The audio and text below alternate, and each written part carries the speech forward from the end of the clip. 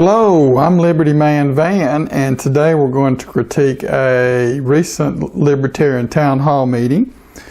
And this is for the 2016 presidential election, and the Libertarian candidate is Gary Johnson. The vice presidential candidate for them is Bill Weld. Here's the first question. What is a libertarian in broad brushstrokes? Fiscally conservative, socially accepting. Here Johnson says that libertarians are fiscally conservative and socially liberal. That's not really what a libertarian is. That sounds more like we're just borrowing a little bit from the Democrats, a little bit from the Republicans, part from the left side of the political spectrum, and a little bit from the right side of the political spectrum. Actually, libertarians have our own philosophy. It starts with the non-aggression principle. This means you can't hit people, and you can't take their stuff. We believe in property rights. We believe you own your own body and the product of your own labor. And we believe in free trade and freedom of association. That, in a nutshell, is what a libertarian believes. The next questioner asks how a free market would work with health care. What if someone chose not to buy health insurance and then got sick? Shouldn't there be a safety net? Having been governors of our respective states, look, there should be a safety net. As a libertarian, I believe charities should be provided by private organizations. Why not government? Because when government does it, you're coercively taking funds from one group and giving it to another, and that's a violation of the non-aggression principle. Next, Gary Johnson explains how a free market in healthcare would work. So I'm going to sign on to any initiatives really that bring a free market approach to healthcare. My insurance premiums currently have quadrupled. I haven't seen a doctor in 3 years. I'm agreeing with Chief Justice Roberts that it is a tax, and bringing free market approach to healthcare. We would not have insurance to cover ourselves for ongoing medical need. We would have insurance to cover ourselves for catastrophic injury and illness. And if we could bring genuine competition to healthcare, healthcare would be 1/5 the cost of what it is right now.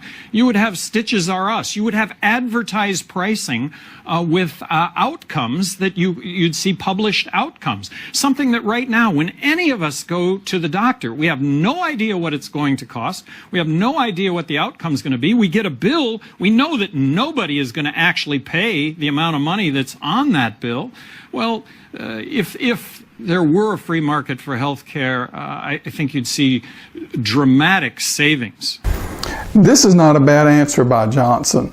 As he points out, one of the things that have driven the cost of health care up is the fact there's not really a free market anymore. If you have Medicare, for example, and the doctor says, hey, you need a colonoscopy, well, you're not going to ask how much it is. Why? Because somebody else is paying for it. That helps drive the cost of health care up artificially. I'll give you a good example of how the free market can work. It's called LASIK eye surgery, the laser surgery that a lot of people have had done to correct their vision.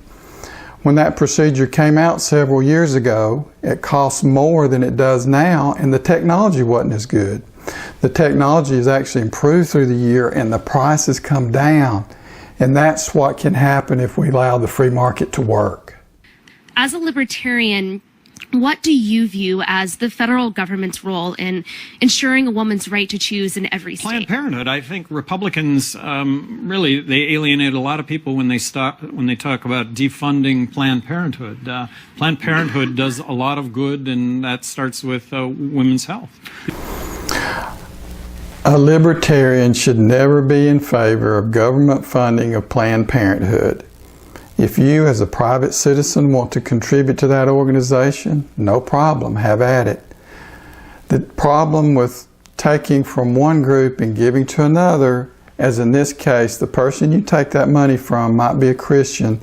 They may not believe in abortion, and you're giving it to the government, which is going to use that to give to an organization which supports abortion.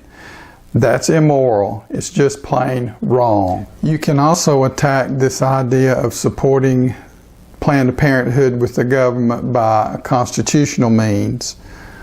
What does the 10th Amendment say? Because basically with Planned Parenthood, the thing that a lot of people find objectionable is that they are involved with abortions. This whole abortion issue. Let's go back to the 10th Amendment. I'm going to read it to you. The powers not delegated to the United States by the Constitution, nor prohibited by it to the states, are reserved to the states respectively, or to the people. Now, this amendment was supposed to limit the powers of the federal government.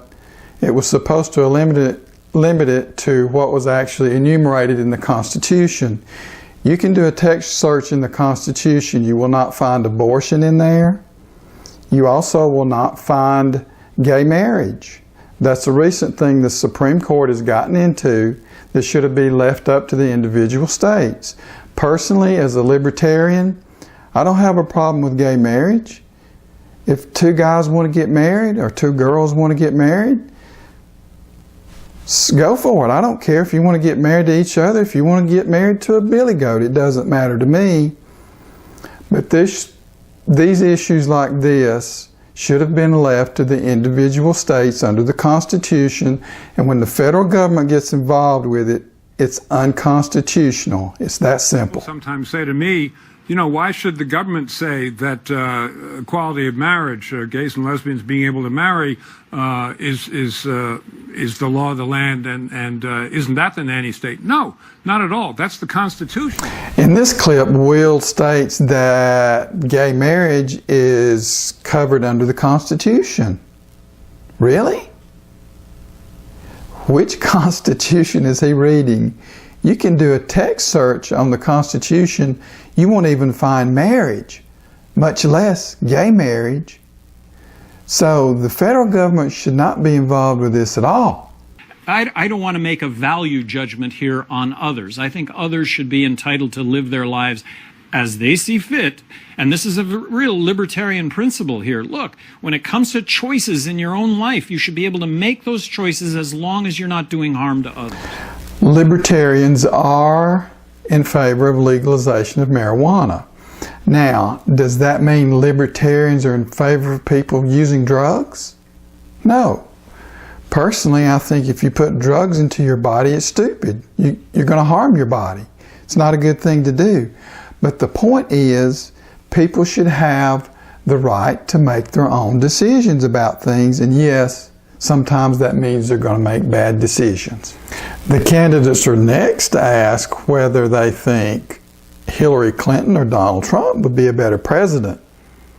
Johnson appropriately dodges the question and won't answer, but Weld, well, he just can't resist. Well, I think Mrs. Clinton, no matter what you might think of various economic policies, is very well qualified to be president of the United States. I would not say the same of Mr. Trump. Wow, that answer ought to get the libertarian base out to vote for the Johnson-Weld ticket. Libertarians are seen as isolationists. You started off tonight by saying, we're going to redefine that, we're going to help you understand it, because that's not true. But where do you then see a role for U.S. military in the world on all the various theaters right now where we're involved? If we are attacked, we're going to attack back. And you can certainly argue that we have been attacked by ISIS, but let's involve Congress also in this process, something that Congress has abdicated to the president and to the military, and that we do find ourselves in these conflicts without an open debate and discussion on how we should move forward. But if we're obligated to defend borders in other countries that have not been negotiated through Congress either. Johnson is right about this. Congress has just forgotten their responsibility to either approve or disapprove of foreign wars. But they don't want to get too involved, I think, because they know that war is unpopular. And if the president does it, you see, they don't have to get their hands dirty. Because, you know, if war is unpopular and there's an election just around the next corner, well, the most important thing to the legislatures is getting reelected. The next question is about free trade. But in the purest sense, free trade is always going to benefit the United States compared to other countries because we have the highest rate of productivity and we're the most technologically advanced country in the world. So we're always going to have that edge. And free trade is going to produce high-wage jobs in the United States. You know, it's an imperative to get the wage level up in this country, and that's one of the things that's going to do it. You may lose at the margin some low-wage job, but free trade over the long haul, even the intermediate haul, is going to increase the wage level in the United States. And the notion that Mr. Trump has of let's impose these huge unilateral tariffs, we tried that with the Smoot-Hawley tariff in the 1920s, and it croaked the world economy. Americans should be able to trade with whomever they want without interference. That includes foreigners. How do you generate good jobs in the United States? Well, as President of the United States, looking to get elected President of the United States, count on me to sign on tax policy that would reduce or simplify taxes in this country. But if I could wave a magic wand, I would eliminate income tax, I would eliminate corporate tax, I would abolish the IRS, and I would replace it all with one federal consumption tax. If we have zero corporate tax in this country, I believe that tens of millions of jobs will get created in this country. Speaking of taxation, what is the libertarian view on taxation? Well, most libertarians believe that taxation is theft. It involves coercion, taking from one person's pocket and giving it to the government. Now, if you don't think coercion is involved, don't pay your taxes for a while and see how long it takes someone to show up at your doorstep toting a gun and wearing boots and carting you off and putting you in a cage. Coercion is involved. So you say, we've got to have government. How are we going to have police force? We need a police force to protect us. We need an army to protect us from foreign invasion. We need clean water. We need sewage. You got to have some form of government, right? All these things could be done without government through private means, but let's just say for the sake of argument we have to have government. Why not have voluntary funding of the government? That way, when the government says, hey, give me some money, I want to invade Iraq, or I want to invade Afghanistan, or I want to bomb people or drone strike people in Syria, well, maybe they might have a little more trouble collecting the funds. So my answer to this whole solution, yes, I do see where government can have some limited role, but I believe it should be totally 100% voluntarily funded. The big problem with doing what you're doing is you wind up cutting the amount of revenues that government has to work No, with. actually it's revenue neutral. Oh my God, the moderator says, your tax plan would reduce revenue. Oh, how horrible. No, that would be wonderful to reduce the revenue. I would like to see it reduced to zero. And if you adopted one federal consumption tax, guess what? If you did away with the IRS, 80% of Washington lobbyists would go away because that's why they're there to garner special tax favors. Johnson is correct here. The reason legislators love such a complicated tax code is it allows them to give out goodies to certain groups. For example, say you want to give a subsidy to the corn growers. The corn growers come to Washington and say, hey, Mr. Legislator, can you make these gas stations put some ethanol in the gas? And the legislator says, yeah, give me that cash, give me that cash. Now let's see, how am I going to sell this to the public? Oh, I know. We'll say, John Q. Public, we're going to help decrease our dependence on foreign oil, you see. That's going to be the benefit to the public. Now, you see, the public here is the one that's getting the raw deal. because now we're going to have to pay more for gas. And this is the way all these tax loopholes work, that these legislators, so no, they're not going to want to simplify the tax code because it decreases their power. Not going to happen. Can you tell us what you have done specifically while you've been in office that has been consistent with libertarian ideals? Well, I maybe was more outspoken than any governor in the country regarding school choice. Really, I think that we should bring competition to public education. I would like to get the federal government out of education, allowing state dollars to be spent in those states as opposed to making a detour in Washington where you send money 13 cents to Washington and it comes back 11 cents and then it comes back with mandates. The war on drugs. Look, we have tens of millions of Americans in this country who are convicted felons that, but for our drug laws, would otherwise be tax-paying, law-abiding citizens. What? Gosh. Occasionally Johnson sounds like a real libertarian. Go figure. Good evening.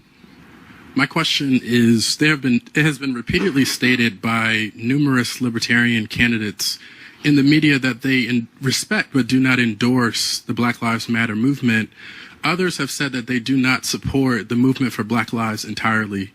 Where do you stand on supporting, protecting, and upholding the human and civil rights of Black people and people of African descent in the United States and across the diaspora? What I did very early on in my administration was to establish an African Caribbean American Commission, meet with them once a month, myself, not a cabinet secretary. All your concerns, anything we can do specifically, same for Asian Americans, same for Hispanic Americans, met regularly with Muslim and Arab community. My wife read from the Quran in Arabic to them. This question was about group rights. There's no such thing as group rights. It's a fallacious idea. The only kind of rights that really exist are individual rights. And if you protect individual rights, then group rights will take care of themselves. Now, this fallacious notion of group rights was addressed by Ayn Rand in an essay of hers entitled Collectivized Rights. Let's read some from it now. Every legitimate group undertaking is based on the participants' right of free association and free trade. A group as such has no rights. A man can neither acquire new rights by joining a group nor lose the rights which he does possess. The principle of individual rights is the only moral base of all groups or associations. Any group that does not recognize this principle is not an association, but a gang or a mob. Any doctrine of group activities that does not recognize individual rights is a doctrine of mob rule or legalized lynching. The notion of collective rights, the notion that rights belong to groups, not to individuals, means that rights belong to some men but not to others, that some men have the right to dispose of others in any manner they please. In other words, if one group has a right that others don't have, then this other group must necessarily be deprived of that right. That means you have to violate the individual rights of some people to give that group right to others. Individual rights and group rights cannot coexist. That's it for our Libertarian Town Hall comments. I hope you enjoyed the presentation. This is Liberty Man Van. See you next time.